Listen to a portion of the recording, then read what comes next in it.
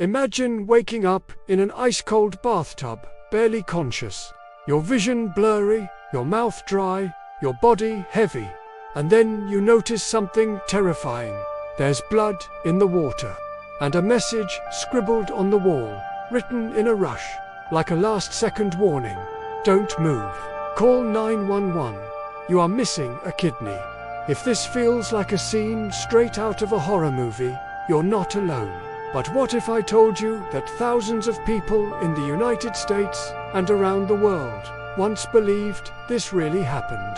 And more, that this story spread so quickly, it's still cited today as one of the most iconic examples of modern urban danger.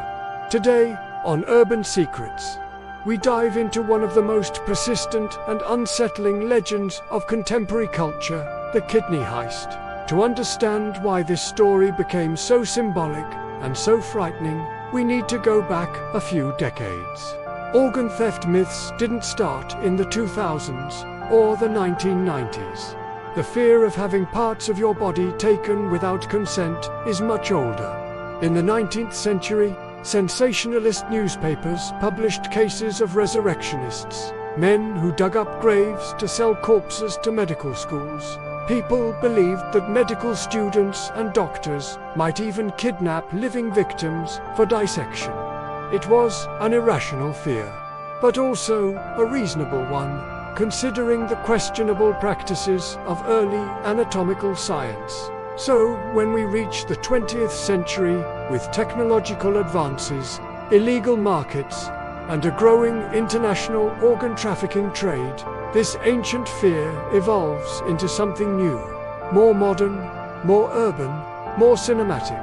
And in the United States, especially from the 1980s onward, a new anxiety spreads. The fear of being deceived during travel, parties, bars, casual encounters. In this atmosphere of urban insecurity, medical paranoia, and widespread confusion about organ transplants, one of the most famous urban legends of modern times is born. The story of the man or woman who wakes up in a bathtub missing a kidney. It all begins with a simple story. Simple and chilling. A man is traveling for work. He arrives in a big city, sometimes Chicago, sometimes New Orleans, sometimes Las Vegas. The location changes depending on who tells the story. He checks into his hotel, drops off his luggage, and decides to relax. So he heads down to the lobby bar. The atmosphere is comfortable, perfectly lit with soft music playing. He sits down and orders a drink. Nothing unusual. Then someone approaches. A woman, elegant, confident, mysterious. They talk. She laughs at something he says. He feels confident, relaxed. Maybe because he's far from home, maybe because he's exhausted, maybe because she seems perfect. They toast. And that's when he unknowingly makes the mistake that will change his night and possibly his life. He accepts a second drink, then a third. Everything starts to feel heavy. The music slows down. The room spins in a strange way. The last thing he sees is the woman touching his shoulder and whispering, "Relax, it's going to be fine." Then total darkness. When he wakes up, he's no longer at the hotel. Not in the bar, not anywhere he recognizes. He feels cold, pain, a buzzing in his head like he's trapped inside a metal box. His eyes open, blurred at first. Slowly, the scene takes shape. A bathtub, ice, blood diluted in the water. He tries to move, but the pain stops him. It feels like something has been ripped from inside him, because it has. Then he sees it. A crude surgical incision along his side. And a message written in haste, maybe by the very person who operated on him. Call 911 now. You are missing a kidney. His breathing becomes uneven. He tries to understand whether he's dreaming, delirious, dying. Panic arrives before any answers. He calls. The dispatcher asks his location. He can't answer. Sirens echo in the distance. The sound grows closer. The bathroom door is kicked open. Paramedics rush in, lift him carefully, press bandages over the wound. As he's carried out, one sentence, repeated in every version of the legend, echoes in his mind. You were the victim of an organ trafficking operation. But what makes this story so powerful isn't just the terror of waking up in that bathtub. It's how the story spread. During the 1990s, the kidney heist legend spread like wildfire. First across college bulletin boards, then in early online forums, and especially through chain emails. One person received the message, got scared, and forwarded it to everyone they knew, always with the classic line, "This really happened to a friend of someone I know." And that's where the story gains its strength. It never happens to someone too distant, but never close enough to be verified. It lives in this perfect limbo where fear thrives. The details shift, transform, adapt. Sometimes the victim is a businessman, sometimes a tourist on vacation. Sometimes the encounter happens in a bar, other times at a private party, or during a hookup from a dating app. But the structure is always the same. Seduction gives disorientation, gives blackout, gives awakening in ice.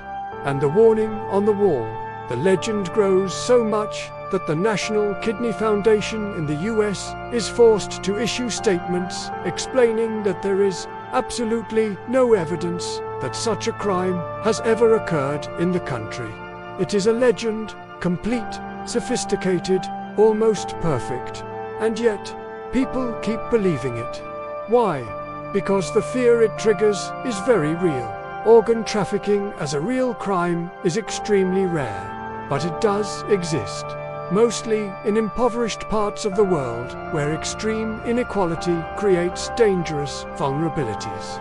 But in the United States, in major urban centers, with flawless improvised surgeries, underground anesthesia, professional teams, and international networks operating in hotel rooms, none of that is logically plausible, but it is emotionally plausible.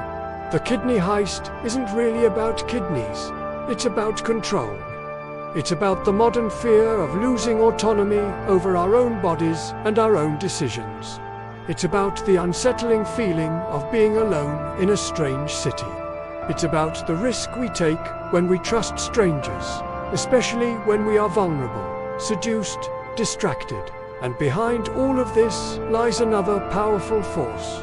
The fear of medical unknowns, the surgery, the cold room, the scalpel, the anesthesia. For many people, medicine is a frightening territory. Combine that fear with urban environments, and the terror multiplies. And then we reach the most fascinating part. There has never been a single confirmed case in the United States of someone waking up in a bathtub full of ice missing a kidney. Not one. The legend was never real. But it was always true. True because it reveals a fear that exists inside us, even if it doesn't exist out there. And in the end, that's what makes urban legends so powerful. They don't need to happen to hurt us. They just need to feel possible enough to make us think twice before accepting a drink from a stranger. Today, when we hear the kidney heist story, it might sound exaggerated, even absurd. But remember this. Urban legends don't survive because they're real. They survive because they feel like they could be. They are distorted mirrors of our own anxieties. And this one, in particular, reveals just how afraid we are of being manipulated, exposed, and above all, alone. The kidney heist was never about the kidney. It was about trust. About the thin line between adventure and danger. About what can happen when we let our guard down, even for a second. And maybe about the fact that not everyone who smiles at you in a bar is there for the reasons you think. If you love uncovering the dark secrets hiding in the corners of big cities, don't forget to Like the video, share it with someone who would love or hate to hear this story, and subscribe to Urban Secrets so you don't miss the next urban mystery.